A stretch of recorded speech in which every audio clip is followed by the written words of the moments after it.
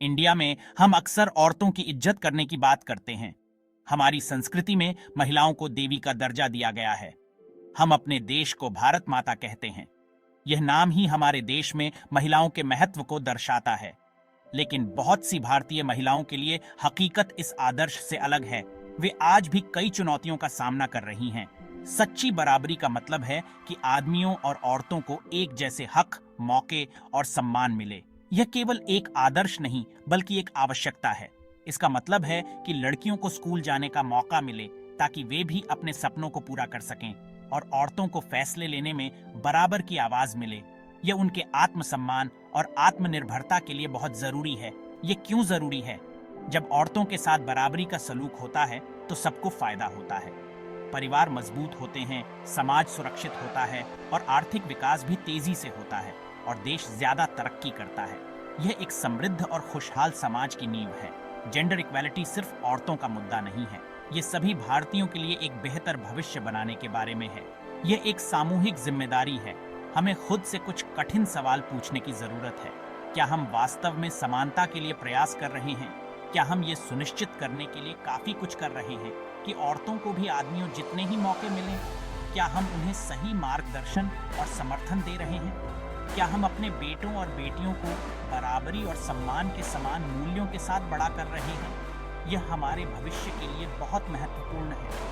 यह अध्याय भारत में लैंगिक समानता के महत्व और इसके फायदों पर प्रकाश डालता है। हमें मिलकर एक उज्जवल भविष्य के लिए इस दिशा में काम करना होगा।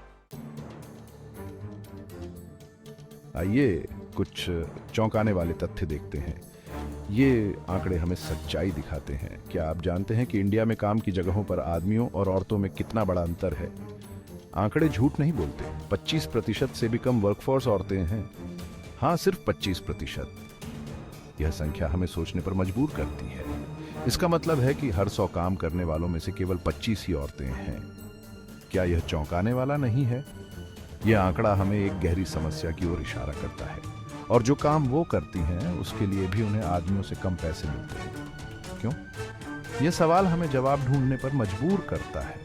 इंडिया में जेंडर पे गैप दुनिया में सबसे ज्यादा है। क्या आप यकीन कर सकते हैं? यह आंकड़ा हमें सोचने पर मजबूर करता है।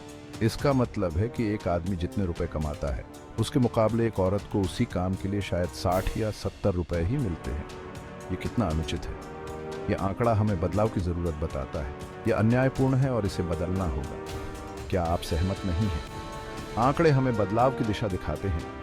इन आंकड़ों पर विचार करें और अपने विचार कमेंट्स में साझा करें। आपकी राय महत्वपूर्ण है। आइए मिलकर बदलाव लाएं। इन नंबरों के पीछे भारतीय महिलाओं की असली कहानियां छिपी हैं। ये कहानियां साहस, संघर्ष और अदम्य इच्छा शक्ति की हैं। लक्ष्मी से मिलिए, एक सिंगल मदर जो घरेलू काम करती है। वह अपने बच्चों के लिए एक बेहतर भविष्य का सपना देखती है। वह हर दिन सूरज निकलने से पहले उठती है, खाना बनाती है, सफाई करती है और दूसरों के बच्चों की देखभाल करती है। उसकी दिनचर्या कठिन और थकाऊ होती है, लेकिन वह कभी हार नहीं मानती। वो अपने बच्चों को पालने के लिए दिन रात मेहनत करती है, अक्सर गुजारा चलाने के लिए संघर्ष करती है। उसकी मेहनत और समर्पण प्रेरणादायक हैं। फिर है आशा, एक होनहार युवती जो डॉक्टर बनने का सपना देखती है। उसकी आंखों में एक चमक है और दिल में एक अटूट विश्वास। लेकिन उसका परिवार, जो रूढ़िवादी विचारों से बंधा हुआ है, मानता है कि लड़कियों को ऊंची शिक्षा हासिल नहीं करनी चाहिए। वे उसे घर के कामों में लगाना चाहते हैं। विरोध का सामना करते हुए भी आशा इन बेड़ियों को तोड़ने और अपने सपनों को पूरा करने के लिए दृढ़ संकल्पित है। वह हर चुनौती का सामना करती है। ये कहानियां हालांकि काल्पनिक हैं, लेकिन पूरे भारत में अनगिनत महिलाओं के दैनिक संघर्षों का प्रतिनिधित्व करती हैं। ये कहानियां उनके साहस और संघर्ष की गाथा हैं। ये कहानियां बदलाव की तत्काल आवश्यकता को उजागर करती हैं। हमें मिलकर इन महिलाओं के लिए एक बेहतर और समान भविष्य की दिशा में काम करना होगा। शिक्षा महिलाओं को सशक्त बनाने की कुंजी है, लेकिन भारत में विशेष रूप से ग्रामीण क्षेत्रों में लड़कियों को शिक्षा प्राप्त करने में महत्वपूर्ण चुनौतियों का सामना करना पड़ता है। बहुत से परिवार मानते हैं कि लड़की को पढ़ाना लिखाना संसाधनों की बर्बादी है, क्योंकि आखिरकार उनकी शादी हो जाएगी और वो अपने परिवार को छोड़कर चली जाएंगी। ये सोच बहुत ही गलत है। शिक्षित लड़कियां बड़े होकर सशक्त महिलाएं बनती हैं, जो अपने जीवन के बारे में सही फैसले लेने और अपने समुदायों में योगदान करने में सक्षम होती हैं। जब हम एक लड़की को शिक्षित करते हैं, तो हम केवल उसे ही शिक्षित नहीं करते, हम एक पीढ़ी को शिक्षित करते हैं। विभिन्न पहल और कार्यक्रम लड़कियों को सफल होने के लिए आवश्यक उपकरण और अवसर प्रदान करने पर केंद्रित हैं। ये प्रयास लड़कियों को सशक्त बनाने और उनके भविष्य को उज्जवल बनाने में महत्वपूर्ण भूमिका निभाते हैं। भाग 5 डिजिटल जेंडर गैप, एक उज्जवल भविष्य के लिए खाई को पाटना। इंटरनेट के युग में टेक्नोलॉजी हमारे जीवन में एक महत्वपूर्ण भूमिका निभाती है। हालांकि भारत में एक महत्वपूर्ण डिजिटल जेंडर गैप है। पुरुषों की तुलना में कम महिलाओं के पास स्मार्टफोन, कंप्यूटर और इंटरनेट तक पहुंच है। इससे सूचना, शिक्षा और आर्थिक अवसरों तक उनकी पहुंच सीमित हो जाती है। लैंगिक समानता हासिल करने के लिए इस डिजिटल खाई को पाटना बहुत जरूरी है। हमें महिलाओं और लड़कियों, खासकर ग्रामीण क्षेत्रों में डिजिटल साक्षरता कार्यक्रमों को और अधिक सुलभ बनाने की आवश्यकता है। महिलाओं को टेक्नोलॉजी से सशक्त बनाने से अनगिनत अवसरों के द्वार खुलेंगे और वे डिजिटल अर्थव्यवस्था में पूरी तरह से भाग ले सकेंगी। एक समावेशी वातावरण बनाना जहां सभी को समान अवसर मिलें, हमारे समाज को और भी मजबूत बनाएगा। भाग 6 बाधाओं को तोड़ना, नेतृत्व की भूमिकाओं में महिलाएं। जहां एक तरफ महिलाएं कार्यबल का एक छोटा प्रतिशत बनाती हैं, वहीं नेतृत्व के पदों पर उनका प्रतिनिधित्व और भी कम है। भारत में बहुत कम महिलाएं सीईओ पदों पर हैं, सरकारी मंत्रालयों का नेतृत्व करती हैं या प्रमुख निगमों का नेतृत्व करती हैं। प्रतिनिधित्व की इस कमी के वास्तविक परिणाम होते हैं। जब महिलाएं शक्ति के पदों पर नहीं होती हैं, तो अक्सर उनकी आवाज नहीं सुनी जाती है और निर्णय लेने की प्रक्रियाओं में उनके दृष्टिकोण पर विचार नहीं किया जाता है। हमें जीवन के सभी क्षेत्रों में, राजनीति और व्यवसाय से लेकर विज्ञान और प्रौद्योगिकी तक, अधिक महिला नेताओं की आवश्यकता है।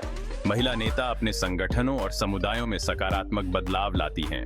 वे नई दृष्टिकोण और समाधान प्रस्तुत करती हैं, जो समग्र प्रगति में योगदान करते हैं। भाग 7 असमानता की कीमत, आर्थिक और सामाजिक लागत। लैंगिक असमानता एक बड़ी कीमत पर आती है। जब महिलाओं को समान अवसरों से वंचित किया जाता है, तो भारत के आर्थिक विकास में बाधा आती है। विश्व बैंक का अनुमान है कि लैंगिक असमानता के कारण भारत हर साल अरबों डॉलर का नुकसान उठाता है, लेकिन इसकी कीमत अर्थशास्त्र से कहीं बढ़कर है। लैंगिक असमानता हानिकारक सामाजिक मानदंडों और रूढ़ियों को कायम रखती है। यह हमारी आधी आबादी की क्षमता को सीमित करता है और हमारे राष्ट्र की प्रगति में बाधा डालता है। भाग 8 मानसिकता में बदलाव, पारंपरिक मानदंडों को चुनौती देना। लैंगिक समानता प्राप्त करने के लिए मानसिकता में मूलभूत बदलाव की आवश्यकता है। हमें उन पारंपरिक पितृसत्तात्मक मानदंडों को चुनौती देने की आवश्यकता है जो महिलाओं को गौण भूमिकाओं में डालते हैं। यह बदलाव घर से, हमारे परिवारों में और हमारे समुदायों में शुरू होता है। हमें अपने बेटों और बेटियों को समानता और सम्मान के समान मूल्यों के साथ पालने की जरूरत है। हमें अपने लड़कों को लड़कियों को अपना समान समझना सिखाना होगा और हमारी लड़कियों को अपनी क्षमता पर विश्वास करना सिखाना होगा। नागरिक समाज को मिलकर काम करना होगा, लेकिन इससे भी महत्वपूर्ण बात यह है कि हमें दृष्टिकोण और मानसिकता में बदलाव की आवश्यकता है। हमें अपने समाज में गहरे बैठे पूर्वाग्रहों को चुनौती देनी होगी। आइए हम सब मिलकर एक ऐसे भारत के निर्माण का संकल्प लें जहां हर बेटी बिना किसी सीमा के सपने देख सके और हर महिला सम्मान और गरिमा के साथ जी सके। यह हमारा सामूहिक कर्तव्य है। एक अधिक समान भारत की यात्रा एक सामूहिक यात्रा है और हमें अपने गंतव्य तक पहुंचने के लिए कंधे से कंधा मिलाकर चलना चाहिए। यह यात्रा लंबी हो सकती है, लेकिन यह संभव है।